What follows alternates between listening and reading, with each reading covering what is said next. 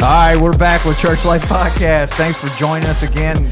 I've got my main man, Eddie, and I got my main man, Tommy, in here today with us. I tell you, it's been funny right before we started this. Today, we're going to talk about how to overcome setbacks, or overcoming setbacks, I could say. That's right. Yeah. What we're going to learn also is how God uses setbacks for good. That, to develop his plan in us, that he's working in our lives, even when we don't see he's doing it, but he is. There is a purpose. Yeah. We might not like it, but it turns out pretty good. Oh, yeah. It does. Yeah. Just because it starts to rain doesn't mean it's over with. It's there for a reason. I know that doesn't make no sense. Just never mind me. Yeah. Falling isn't final. Because every one of us have fallen, stumbled, lost things, done things we regretted. But Proverbs said, for a just man falls 7 times and riseth up again. So a just man knows how to get up past his failures. So basically it's kind of like, if, just because you have a setback doesn't mean it's over with. Like we talked about, like with the diet before, I'm going back to a diet analogy. Just because you slip up on that diet and fall off the wagon doesn't mean you got to give up that diet. That's right. It's how do you get that plane? You point that nose back towards the sky. You try to come up out of it and come out stronger. And a lot of times, maybe that setback was meant to happen. It's just part of life. It is. My dad worked with addiction he was an addict for all of his life and got saved, and then he worked with people. And what he would say was, he taught classes for like 5 years, and he said these guys, they'd fall and stumble and think it was the end of the world. He's like, no, you went further than you ever had before. You went 90 days and you've never done that before, or you went 2 years. And so his philosophy was behind it is, as they mature, because that's how he did in his life, the setbacks became less and less, and the span of time grew between them, and brought recovery. Yeah. And so he always cheered them. He's like, "Get up!" You used to fail every 2 weeks. You went 90 days, and so you're doing good. Yeah. And sometimes 20, like in NA and AA, the 24-hour chill. That's the most important one. Because they're clean 24 hours. Some people don't do it. It's horrible, isn't it? It is. Yeah. I guess like in something like that, when is that 24 hours? Is that the turning point? But then what would be like I can't look back now, because you get to a point where and it doesn't have to always be about addiction could be anything, to be honest with. Oh. Like people smoking. Or just cigarettes. Like you're trying to quit smoking, and at what point in that tobacco or nicotine addiction do you put down and say, "Man, I've been 5 days without a cigarette. I don't want to go back," because then I want to have to start all over. Or instead of saying I got to start all over day one, or do you just say, "Screw it, I can't do it." Yeah, I'm not strong enough to kick this addiction. I might as well start smoking again. Well, for me, I was clean. This last time for 17 years, never quit smoking, didn't do nothing. So, after 17 years, then I went back to using again, so 17 years is a long time. So to me, very long time. I think once you're, addiction's it's a disease, it's hard it's something you just got to work at. It's a lifetime commitment. Yes, sin is a disease. Yeah. Oh, yeah. It is. None of us are above falling. Well, a lot of your sins is an addiction that you don't want to let go of. And a lot of people, I think that keeps them from church is because, one is they don't want to give up that sin, the addiction, and two, if they have failed or set back, then they don't feel worthy enough, and they feel like all eyes are on me. You know what I'm saying? It's like, if you if I skip school and they had a function that night, chances are I might not go, because then they're going to be like, "Oh, wait, you wasn't here today. You said you were sick. You don't look sick to me." You feel obligated that you're going to be judged upon just because you know that, hey, I missed out. I really don't know where I was going with that. But addiction is, I think it really is, I see what you're saying, the disease. I think you deal with it all your life. I know that God can deliver you and you can go many years, but you can still get right back in that same boat you was in as a young man. I mean, you get around the wrong people. You think that, okay, I'm strong now. I can handle this, be around this, or, sample it or whatever a little bit and I'll be okay. But I think it hangs with us, big part of our life. God can deliver, I believe that. But people that actually deal with it, I think it's something that you have to maintenance all the time. I mean, I really do. I don't know. I would assume that you have to keep busy. You have to keep. Well, I think once the enemy, even when you're young, once the enemy or Satan, once he knows that he can control you with this here, it's that's going to keep coming at you no matter all throughout your life because he got you with that. It worked. It worked. Yeah, it worked for him. So like anybody else would do. If something works, I'm gonna keep. I'm gonna use that to get advantage over somebody. So that's what I think. And once you get out of, if you're not lined up with Jesus Christ, then you're open. You're open. He's coming at you. And we can't beat him. No. He's too powerful for us. Without Jesus Christ in our life, I mean he's going to get us. Somehow or some way. I guess the key is, not giving up. I guess that's kind of the topic tonight, like restoring, rebuilding our lives, even after we do mess up, because, something like that it could cost you your marriage, could cost you your relationship with your kids, cost you your job, come in, under the influence of something, lose a job that you had. You may even been a supervisor for 20, 30 years and lose it all in a minute. Or own your own business. Yeah. Well, I mean, it could affect him. And, and that's something I've learned also is everybody says, well, when they hit rock bottom, they'll finally, not everybody's rock bottom is the same. I've seen people, I've literally seen people lose everything. I mean, everything. Their kids, everything, and still hadn't hit rock bottom. And then it'd be one thing. Just one thing. It just don't make no sense. And then it'd be like, there it is. That's reason. That's reason why I think, they say addiction's a disease, but if you get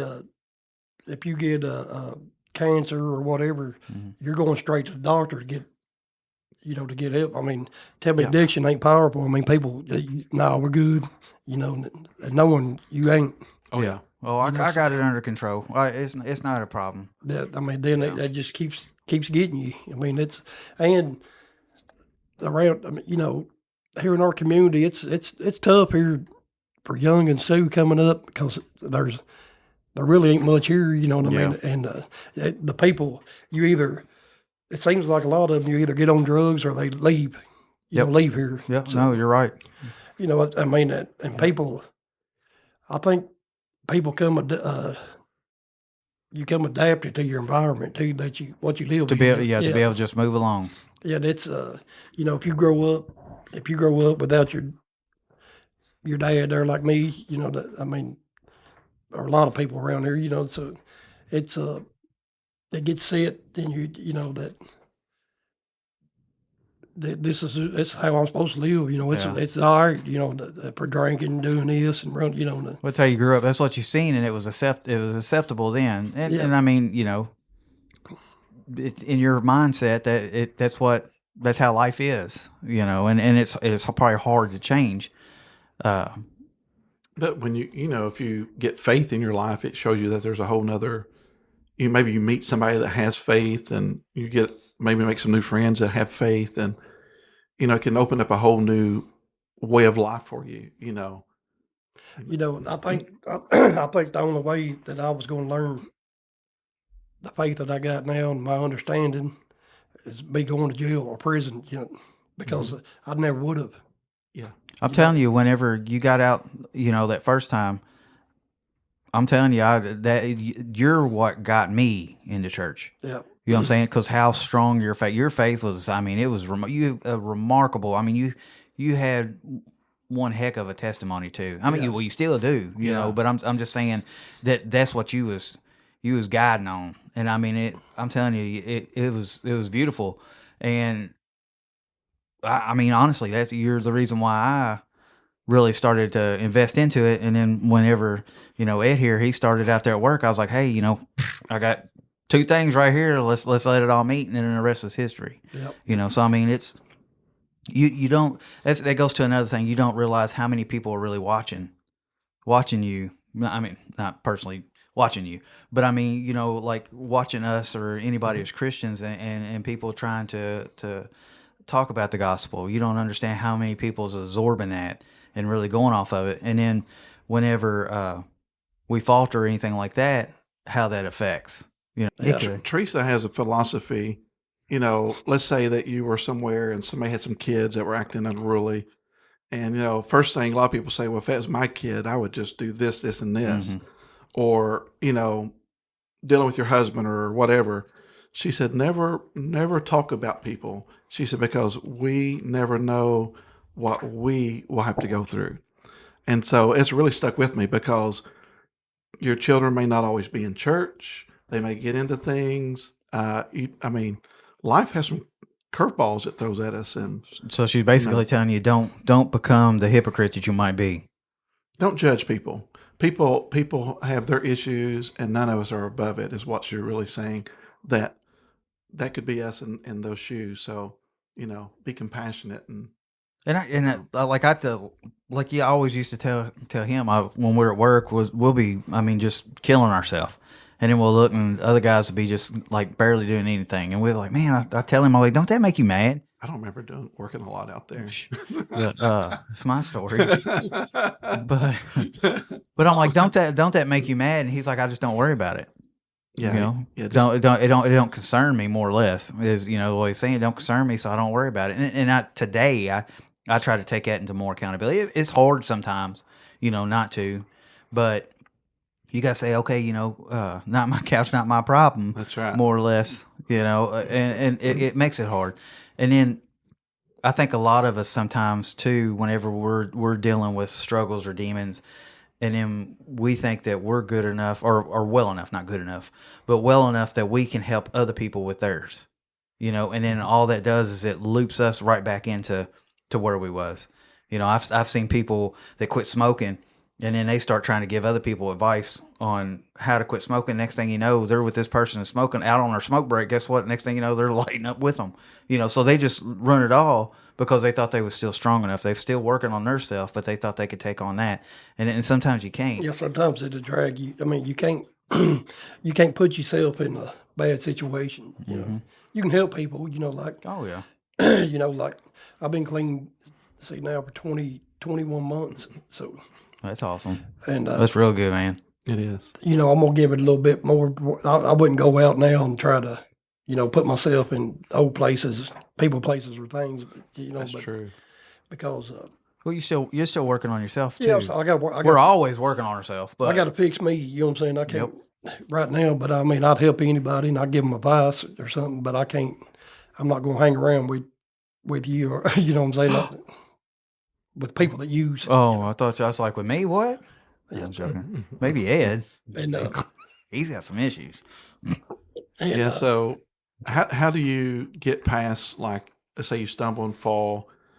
What is the advice you would give somebody? Because there's a lot of people. You look into church sometimes, and some churches you go to, it looks like everybody's got it together, and some churches you go to, it's like there's a lot of needs here. Mm-hmm. There's a lot of diverse needs. And Sunday morning was one of those mornings. You sense there's all types of diverse needs. So we need to reach out to people that have hit rock bottom or went 5 years clean and they stumbled. And, because they may be considering suicide. They could be considering something bad, or I'm just going to be an addict all my life. I just quit trying. Yeah. So how can we speak life into them to tell them, don't give up on yourself, get up? I mean, what would you all say to somebody like that? How can we, just encourage them and love them and back to life, to not feel like a total failure? That things are going to get better. You know, that no matter how bad the situation seems that you're in right now, you know, if you put, to me, I mean, I believe in the NA and AA and all that, but I believe in the Bible. You know, that's what and you have faith and put your faith in the Lord and know that, I mean, He's got you and get a positive attitude. That's the main thing. I mean, because if you're thinking negative things, that's what's coming back to you. I believe that. I mean, if it's that's laws of attraction. Anyways, I mean, it's what you put out, what's coming back. Yep. If you're going to go into a situation negative, chances are it's going to turn out negative. Yeah. I mean, that's like if you're doing drugs or whatever you're doing. If that's all you do, that's all you're going to be around. That's all that's coming to you. You know what I mean? That's where you feel the most comfortable because it's like when they say, you know, the best place for a Christian is around like people. Yeah. I encourage people, man, to getting a good church, you know, that fits you. You know, not all churches fit everybody. You know, That's I mean, right. you just can't. That's If it don't fit you, don't give up. Just keep going, keep That's looking, because you need that fellowship. That's what keeps us. That keeps us. Everybody, you know, be honest and put your bad things that happen out there. Don't keep them inside. You know, don't think you got to talk to somebody. If you got a problem. I think that's the big thing. Men don't like to talk. We don't. No. But you need. That's what we need. Everybody needs a mentor. I don't care who you are. Really, it's somebody that you can confide in when things ain't going the way you want. And another thing too is don't give up. If you put your trust in Jesus Christ, a lot of people, man, they jump on there quick. Stay on it until you see God's plan. He ain't just going to be boom, boom. Here you're done. You're better. He's got a plan for you. You got to see it. Stay on the right path. You know, and That's right. And you'll see it. And there's going to be bumps and hills and valleys you got to go down. Yes. Stay on it. Yep. Because the road's narrow. You know, and it takes time. It takes time to heal from some of that stuff. Yeah, it does. And I mean, but you can overcome. I mean, That's right. I've done it before, you know. And that's right. It's doable. It's very doable. You know, like I said, I didn't have nothing, you know, growing up or nothing, you know. Then, and here I was. I got out. I had my own business, had anything I wanted, you know, and I got back to using again, you know. And I lost about everything I had, you know. I mean, I still have my kids and my wife and, you know, important things, the real important things to me now. Back in it wasn't. I was all about material things, but just hang in there, you know. And I went back to jail, you know, and I did 18 months. I went through the substance abuse program. Like I said before, you know, I was a mentor, and I just try to help people. And, you know, I got to where I just pray. I'd pray for other people more than I did myself. God knows my needs, you know. I mean, and it does I felt like I could try to give back a little, you know, what the things I've been through, and try to teach the young guys, you know, because at my age you're kind of old in jail, you know, because most of them's young. But I believe God kind of put me here, you know, to be the mentor. I mean, I can't say He put me in jail. I put my own self there, but I think He used me while I was in there, you know, to try to get through to some of the young guys, but try to help them overcome. And think about pretty much what you said. You know, God used you. You allowed God to use you, because it would have been so much easier for you just to roll over, just on yourself. Yep, just to roll over and try to make your time. You know, but you chose to make your time, you know, the best out of it, and what you could do, and not be just about yourself. You know, about trying to lead other people. So I mean, that's amazing. Yeah, I'm telling you. I mean, you'd have to be here to believe it. But being in jail, and when I was in the SAP program, we in our cell, we was like we took all the new guys that come in. I was a mentor. You know, the mentor stayed in one cell, and it was 3 of us in there. But all the new guys that come in, we get them ready for everything, and, you know, tell them.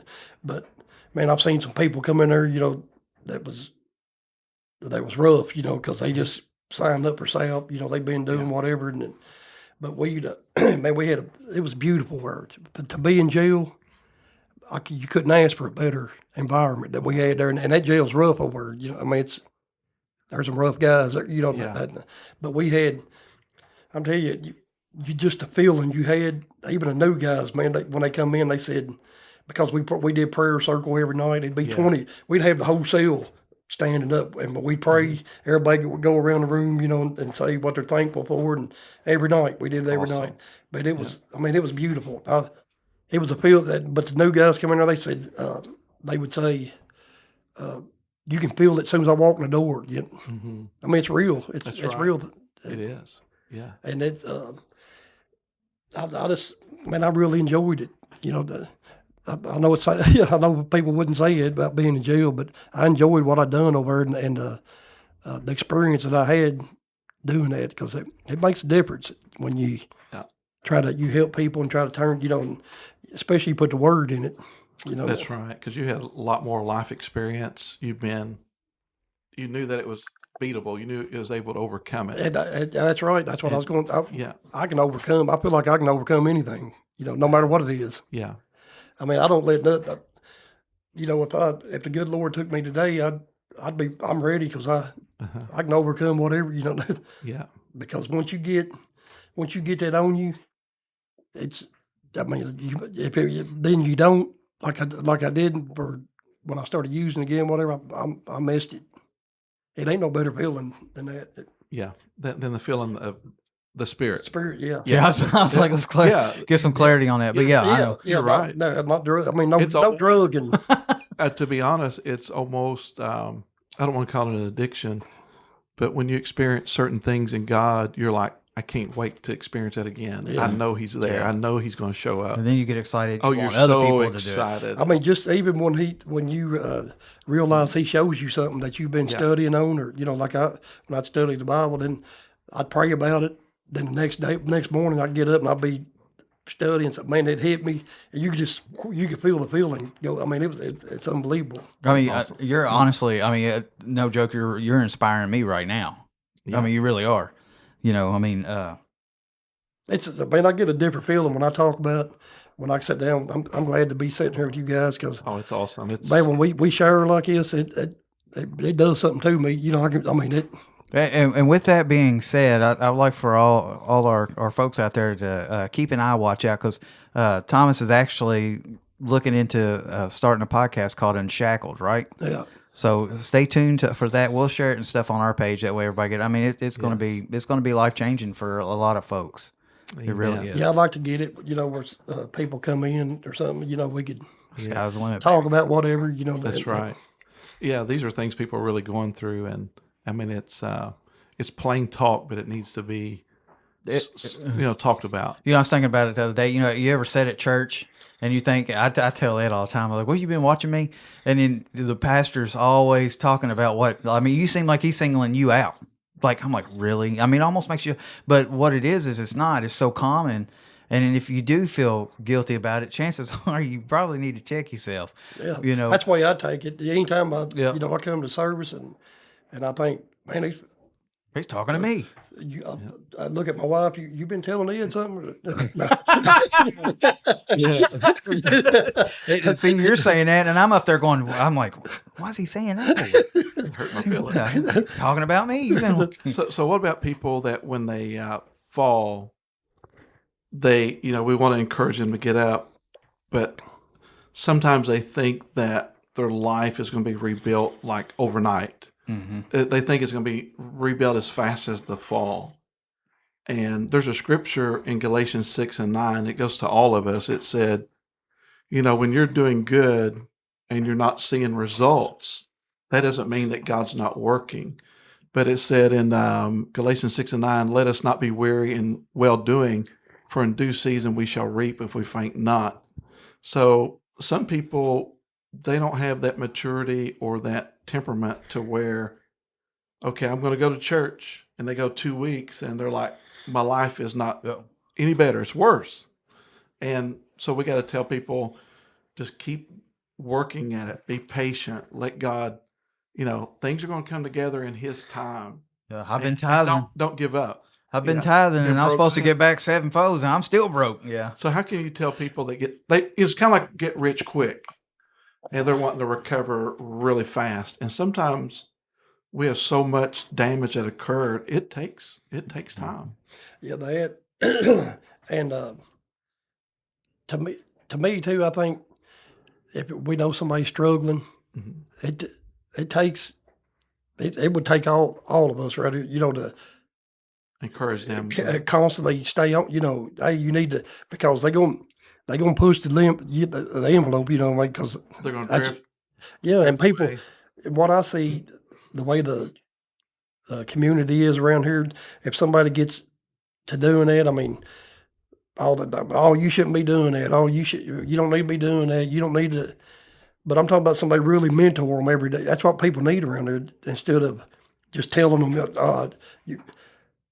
you ain't getting no money, you ain't doing this, this. I mean, tell them they need people to really care for and be there, and stay on them, Say, get in the truck, we're going to get a hamburger. And a lot of times, family can't do it. It takes somebody out of the family to. Oh yeah. A lot of times you hold too much pride for family. They'd rather hear it from somebody else. So, absolutely. To me, mentoring kids at a younger age, man, that's where it starts at. If I would have had that growing up, ain't no telling what I could have, because I was good at baseball, and I could have done anything. Church softball. Well, that was later years. I done retired. You done retired. So let's clarify that. But no, that's what people. We need some more of that around here. People We need looking mentors. out for. Yeah, because more mentors. There's a lot of people, a lot of kids around here that ain't even got dads. They're just growing up with it. I know their single moms. They try, but you still need a dad around. I mean, or a mentor or something to help. And that's because that's where it starts getting bad. Once you start drifting off at a young age, then you turn into what I've been through. Yeah, and also you got to put some of it back on them. Like, mentors can only be around you so many hours a day. Exactly. So it's up to you to fill your schedule. Yeah, you're gonna have to hold yourself. Yeah, we can't make somebody do nothing, but we can and can try to encourage. And try to stay busy, get involved with something, with the right things. Yeah. I know it's hard, because it's hard working and coming home, taking care of your own family and all that. But then again, I mean, I'd like to have somebody I can mentor, that needed it. Well, I'd do it. Think about tonight. How much easier would it have been, or how much better would it have been if you just got off work and went in, kicked the boots off, fixed you something to eat, sat down and watched TV? But you chose to come in and join us tonight. And I mean, you've inspired me since you've been here. Yeah. I mean, and everything. I mean, I needed this. You're doing what you're called to do. Yeah. It brings you an energy. If the devil tried to keep you at home. Yeah, he does. I mean, yeah, for sure. I wanted to stay home tonight. Oh, I'd like to. Especially when you was telling me that you might cancel church, I'm like, I was like, we got Tommy coming. No, I was like, I don't want to do it. I don't want to cancel. Yeah, we need it. It's you can tell when he's working on you too. Like, even going to church, there's a million reasons why you shouldn't go. Yeah, and it just seems like it boom, boom, boom. It comes at you. It does. It does. Oh yeah, yeah. I'm telling you, then that one thing will run your whole day. One thing. But we got to trust in our faith. If we can introduce people to faith, just tell them, say, God's working. You may not be able to see it. You may not believe it. But if you keep doing the right things, you'll see fruit. You'll see results. It may take a minute, but you got to stick with it. Yeah, that's right. All right, Tommy, all right, as we end this, is there anything you want to end out with? Ed, anything you want to end this? No. Whatever this is. Yeah, I think we must decrease the increase. That's right. There you go. Tommy's going to leave you with that. I've really enjoyed it. And also, remember, keep an eye out for Unshackled. Hopefully, be coming to a lot of the same platforms that we're at. But for now, though, this is John signing out. This is it. All right. Catch you on the next one.